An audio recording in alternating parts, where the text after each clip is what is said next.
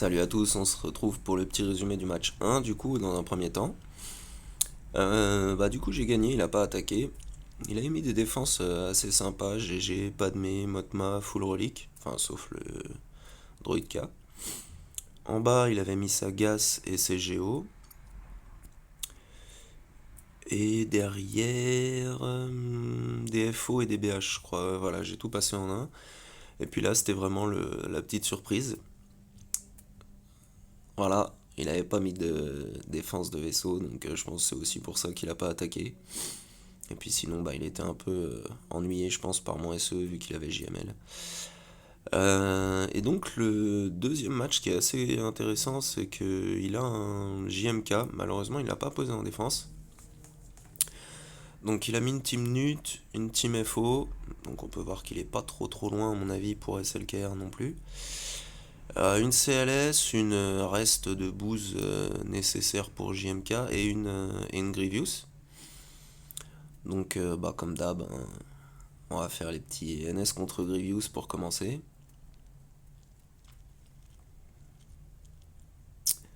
C'est tellement beau ce counter, je le kiffe tellement, c'est tellement. Ça coûte tellement rien. Un perso R6 pour pouvoir gifler tout un tas de mecs monstrueux. C'est assez cool. Du coup, ouais, le combat est un peu. Tout le truc sera un peu accéléré histoire que ce soit pas trop long et chiant quoi. Donc là, il avait mis BB8, mais c'est pas le plus emmerdant. BB8, limite Droid K, c'est plus chiant. Bon, après, Watt, ça rend le truc impossible, mais Droid K, ça peut être plus chiant. BB8, il change rien. Honnêtement, qui joue vite ou pas, il faut qu'il tue tout le monde de toute façon, donc ça change pas grand chose. Donc là voilà, BB8 qui tombe. Ensuite, B1 il est pas loin. Voilà, plus de B1. On rappelle tout le monde. Magnagard il est dans le mal aussi. On va dispel le verrouillage de Daka parce que là on a plus trop de. On devrait plus trop avoir de problèmes. Voilà, les deux qui tombent, double AOE, on reste tout le monde. Enfin, ça aurait été bien de reste tout le monde, mais ce n'est pas passé encore une fois. Donc là, on va retenter. Enfin, un sage qui revient, ça c'est cool. Le mass assist et on finit à 55 bannières, c'est plutôt pas mal comme d'habitude à peu près. Sauf la dernière fois où j'avais fait 53. Ensuite, on va passer en bas. Et les team nudes, comme il faut se méfier. J'ai hésité un moment parce que la team crue, elle est pas dégueu. Il y a Hugs dedans. Il y a le Killoren basique avec masque. Donc tout de suite, ils peuvent gagner beaucoup de TM. Je me demandais ce que j'allais garder pour derrière un peu. J'ai quand même mon SE en attaque. À savoir que, spoiler alert, il a fait 60 bannières avec son JMK sur mon SLKR. Donc bon, je suis un peu déçu aussi pour l'instant de ne pas avoir eu de DR en défense. Histoire de remporter le petit pari avec un gars de ma team. Mais en tout cas, après moult hésitations, je crois que je vais encore hésiter un petit peu. Au début, je me disais Jedi, pas Jedi, puis il y a le Django qui pique quand même salement, donc je me disais qu'est-ce qu'il faut que je garde au pire. La CLS, elle est pas ouf, donc je peux la faire avec mes Jedi. Et du coup, je me dis, je vais plutôt assurer le coup sur la team Nut parce que ça peut être franchement très pénible. On va se faire un petit Palvador, trône. Je vais mettre la sonde, il me semble aussi. Ouais, voilà. Et en cinquième, je sais plus. Ah oui, le Short Trooper, donc, pour avoir un pré-taunt. C'était un peu long à se décider, mais quand on enchaîne tout comme ça, bon bah. On n'est pas prêt, on n'est pas prêt. Du coup, on fait notre petit AOE, massacre. Bon, le Doku, il a pris quelques debuffs pan. En plus, il a pas un gir super ouf. On tue une fois nut sans le faire exprès. On ability block Droid K, ça c'est plutôt pas mal. On jette à Nest qui fait qu'elle y passe aussi. Il nous reste plus que les deux pénibles en G13. Lui, on va le fracture pour plus qu'il bouge. On va essayer de stun, il n'y a rien qui passe du tout. On va mettre la petite expose qui va bien. La basique, fin pour Droïka, ça c'est pas mal. Ensuite, là on redonne Avador, on arrive à Ability Block. Ensuite on peut stun avec Throne, ça c'est vraiment le double combo parfait. J'avais limite envie de faire péter la sonde quand il aurait plus son immu dégâts, mais bon, on va essayer de jouer pas trop mal au point de vue des bannières. C'est peut-être un peu plus intelligent. Et hop là, plus de Django une fois. Le stun, oui. Je vais redonner à Palp, malheureusement il pourra pas revenir à 100, donc je fais 57 bannières, c'est pas trop grave. Du moment que ça passe en 1 déjà, au-dessus de 55, c'est à peu près correct. Et puis là, bon, bah, on va pas trop se faire suer. Je regardais un peu quelles étaient les opportunités. Je préférais garder DR pour derrière au cas où. Et je voulais garder mon armurière, mon Watt, pour mon counter JMK avec SE, justement au cas où il l'ait mis derrière. À ce moment-là, il n'avait pas attaqué, donc je pouvais pas savoir qu'il avait fait 60 sur SLKR. Et du coup, je me suis dit Trium plus Savage, on va faire une escouade réduite, parce que normalement ça devrait passer, même s'il y a pas mal de DPS en face. C'est pas la peine de rajouter un cinquième pour perdre des bannières de protection. Parce que point de vue vie, normalement on devrait rester pas mal, mais point de vue protection, on va littéralement perdre quasiment partout, je pense. Et, euh, et voilà, du coup, on va utiliser les sites sur le premier ordre, oui. Bon, ce qui peut être un peu pénible, c'est que Kilo a son heal block, mais bon, une fois qu'on prend un tour, on se dispel, donc il a pas vraiment le temps de rester. C'est pas non plus trop emmerdant, on va dire. Là, quand on veut récupérer de la vie, on va aller taper sur un mec qui a des debuffs. Quand on n'a pas besoin de vie, on va taper sur le focus qu'on voudrait en premier lieu. Là, on est bloqué derrière le taunt du Storm FO, donc bon, on n'a pas vraiment le choix.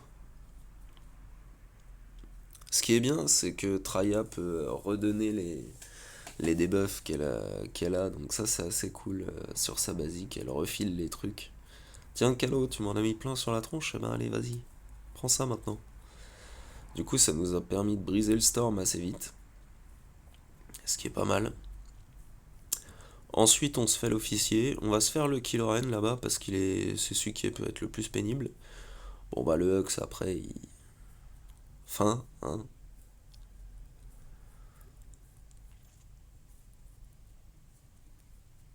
Et puis là, bon bah c'est que de la patience à avoir pour l'instant. En attendant l'annihilation, parce qu'il récupère vraiment beaucoup de vie. Alors bon, c'est compliqué pour le tuer petit à petit. On va plutôt, euh, on va plutôt laisser défiler le compteur, se faire la petite annihilation qui va bien, qui devrait plus tarder d'ailleurs après ce tour-là. Pouf, ah, encore un tour. J'aurais dû donner Annihilus. Bon, c'est pas très grave. Ça fait un petit suspense supplémentaire. Et pan. Bon là les bannières c'est pas ouf, 58, heureusement j'en ai pas mis un cinquième, ça me permet de gratter un peu de points.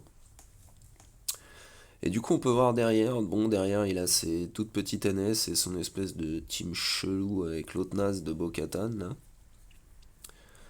Donc je pensais que j'avais fait des petits feats. Donc eh ben c'est parti. Et là du coup si on prend les trois derniers territoires, on fait un deuxième, un deuxième feat du coup. On fera celui des territoires. Je suis un peu à la traîne parce que le tout premier match de la saison, j'ai pas clear les vaisseaux. J'ai gagné, mais j'ai pas clear les vaisseaux. Ce sont des choses qui arrivent régulièrement chez moi. Donc là, bah, il y a les rebelles. Les rebelles ou les Jedi, je me rappelle plus. Les rebelles, voilà. À la base, je voulais faire avec Revan au cas où il y ait son JMK derrière. Mais là, j'ai mon SE, donc étant donné que c'est le même résultat que ce soit des Jedi en face ou des rebelles, je me suis dit on va l'envoyer sur les petits rebelles peinards. Comme ça, il n'y aura pas de mauvaise surprise. Cette team est quand même beaucoup plus pénible que l'espèce de rebut de Jedi qu'il y a en dessous, avec Qui-Gon, etc. Ouais, cool. Qui-Gon lead, plus 2 de speed, génial. Même Tarkin est mieux. Enfin bref. Et du coup, ça fait quand même une team pénible, même quand ils sont pas full G13. Ça peut être tricky. Les petits rebelles. Donc là, on se fait un petit 63 avec le solo. Et c'est plutôt pas mal de commencer à prendre des bannières d'avance. Donc là, je commençais à me dire qu'est-ce que je vais faire pour faire un max de points sur les derniers trucs que je vais utiliser.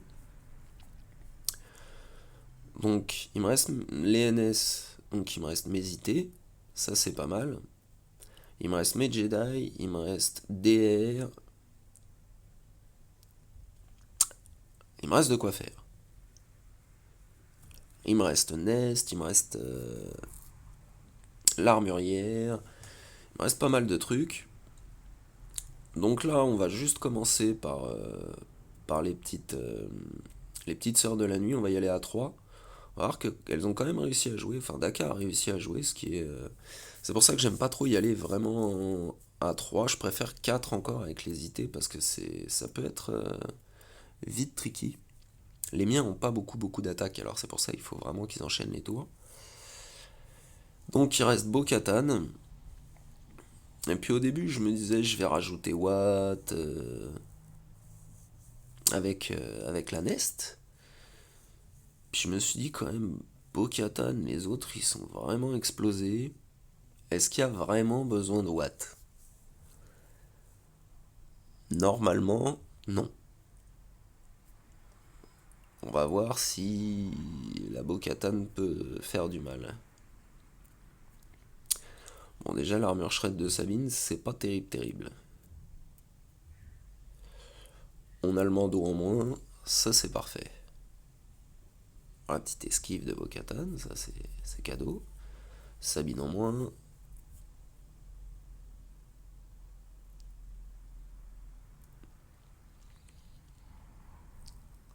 Presque terminé Bo-Katan. Elle est un peu pénible quand même. Mais voilà, Nest s'est passé, 63 bannières. Ça fait un bon score, on est sur 2,63 de suite. Les Troopers c'était pas mal aussi, je crois que c'était 62 peut-être, 63, je sais plus. Et puis là du coup il y a les Jedi, bon les restes on va dire, les reliques, plus Old Ben et Plo Koon, je suppose pour le vaisseau. Euh, donc je me demandais avec quoi je pourrais vraiment assurer les points et en même temps pas mettre trop de mecs, enfin pas mettre trop de persos. Je me suis dit bon, si on fait du DRBSF Malak, il y a vraiment peu de risques de perdre des bannières. Donc on va y aller comme ça. 3v5, on va pas tout gâcher, on a fait des beaux scores jusque là, on va pas enlever Malak. Même si je pense qu'il n'était pas vraiment nécessaire. Voilà. Bon, on est sur un 62, c'est plutôt pas mal. Et donc arrivent les vaisseaux, et derrière, du coup, il a mis négociateur et au moine. Il avait des bonnes flottes, en fait. Bah, j'ai fait finaliseur contre au moine, et j'ai passé son négo en 2. Donc encore un fail pour Bibi. Et en fait, ça s'est terminé comme ça, alors qu'il a fait aucun fail. Donc les vaisseaux ne te sauveront pas. Garfel, Kundrin. Voilà, j'espère que ça vous aura plu. Allez, bonjour à tous. Et vive les toons et pas les vaisseaux. Allez, salut.